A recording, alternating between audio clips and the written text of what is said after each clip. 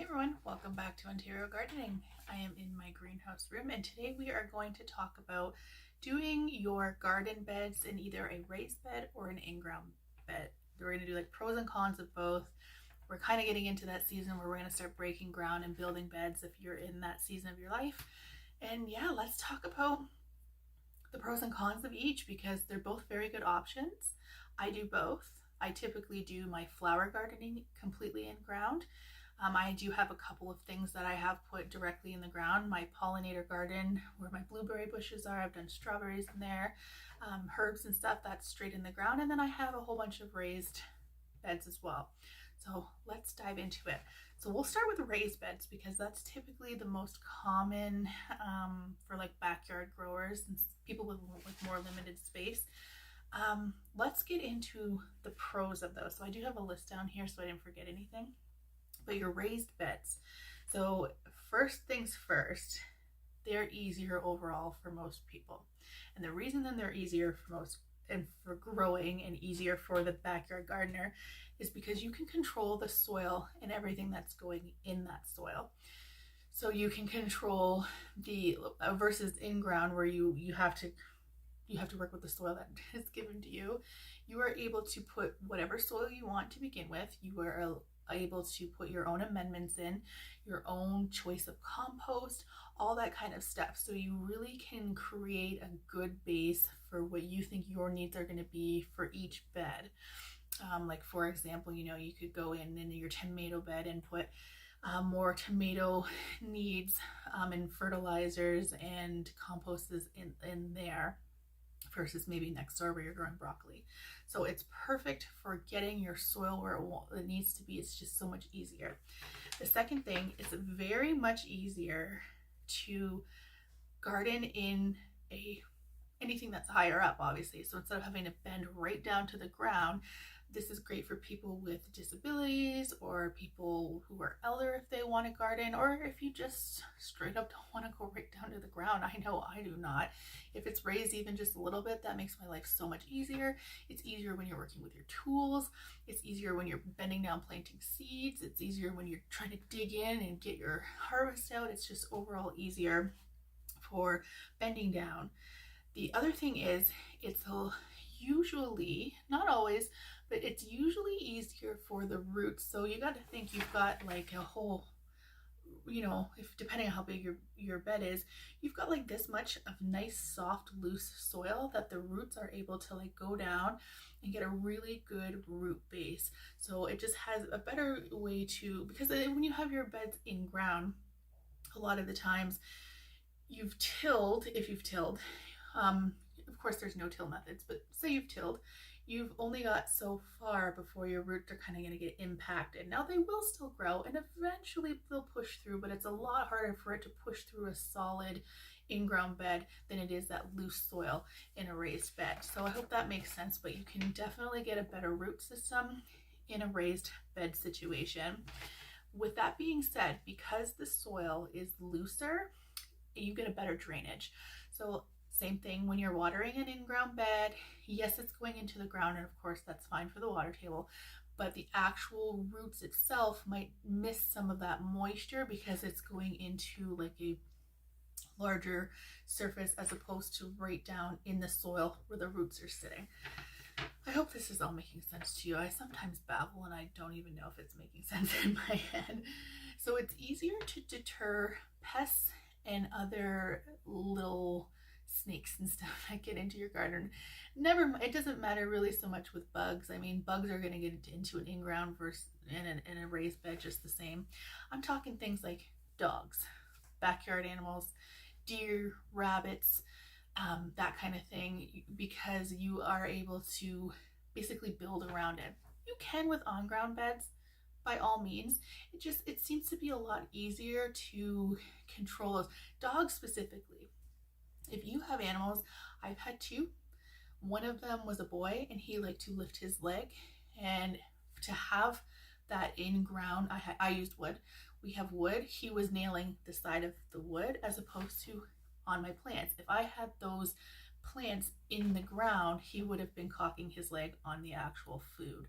So if you have dogs, that's huge. It's also a lot harder for them to get like up and into the beds and mess around. I mean, dogs will do what they do, but it's a lot harder for them to mess around as much with it as if it was in ground, just on the ground.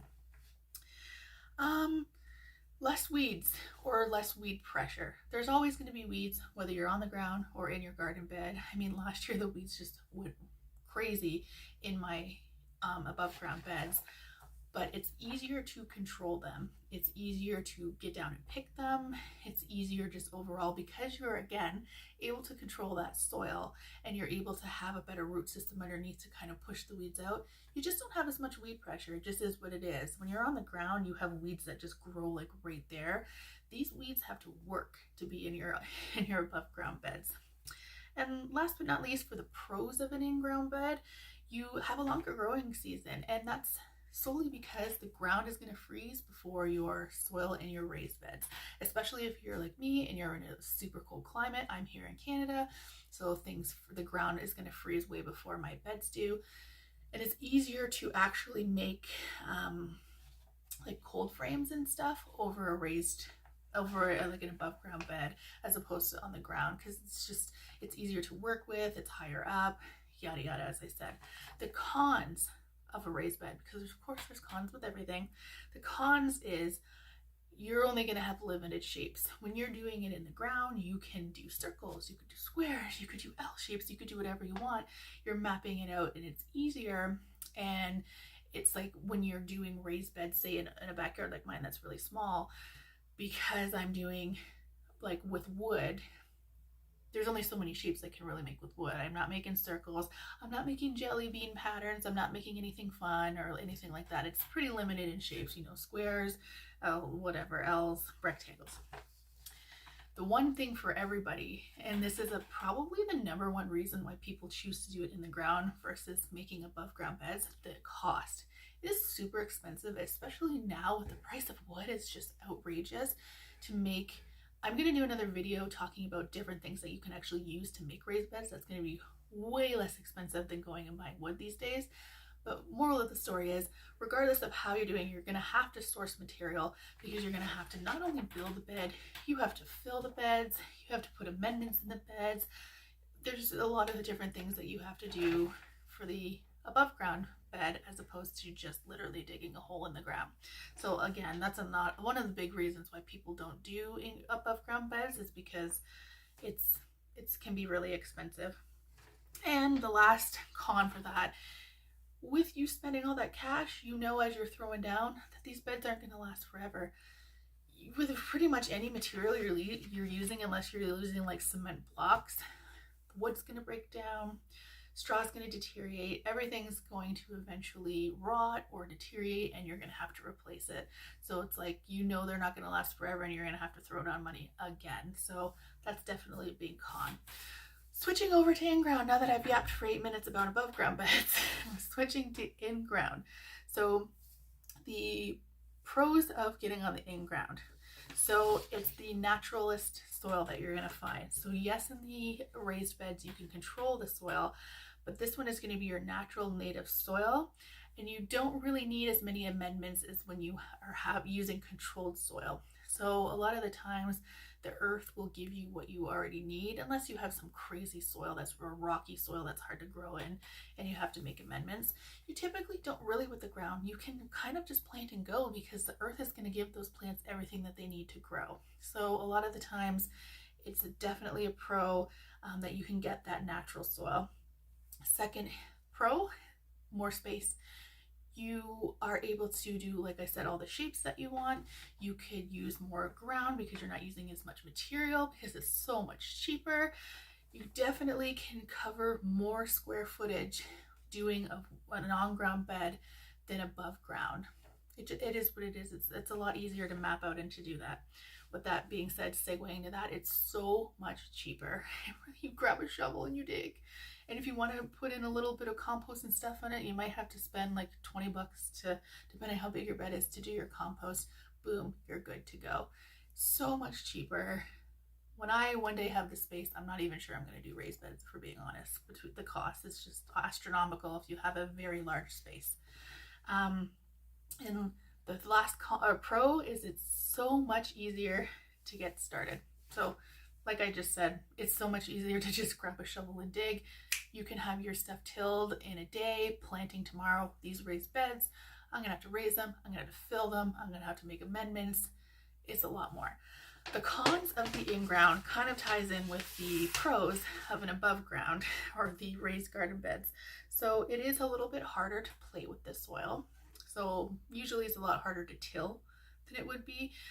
The ground itself is a lot harder. You're not going to get that nice fluffy soft soil when you're planting your seeds unless you really get in there and dig, and it really depends on what you're digging into once you get under that ground. So definitely not as easy to play around with the soil. It's a lot harder to get down. So like you are right on the ground, you've got to get down to harvest everything. You got to get down there in the event that there's weeds. It's definitely a lot more bending and it's a lot more on the body than raised beds, but it's so much more cheaper that it could be worth it to you. And the last kind of con to that, again, ties into the other one. You are probably going to deal with more pests. It's so much easier for animals and rodents and bugs and stuff to get into a bed that's literally right on the ground in their feeding grounds. I mean, you're basically serving it to them on their platter. So lots of things to think about. Like I said, I'm not sure if I ever get the space to do a massive garden, if I would do raised beds. I don't know. There's so many cute patterns and stuff out there. You can do the arched trellis. Like, I don't know. We'll have to see. But those are your pros and cons for both. If you're making a decision this year, like I said, the number one thing is always cost for people. It truly is. And the amount of work that a raised bed takes to get going as opposed to just sitting ground. So lots of things to consider. I hope you guys are having fun starting your seeds, and we will talk to you soon. Bye.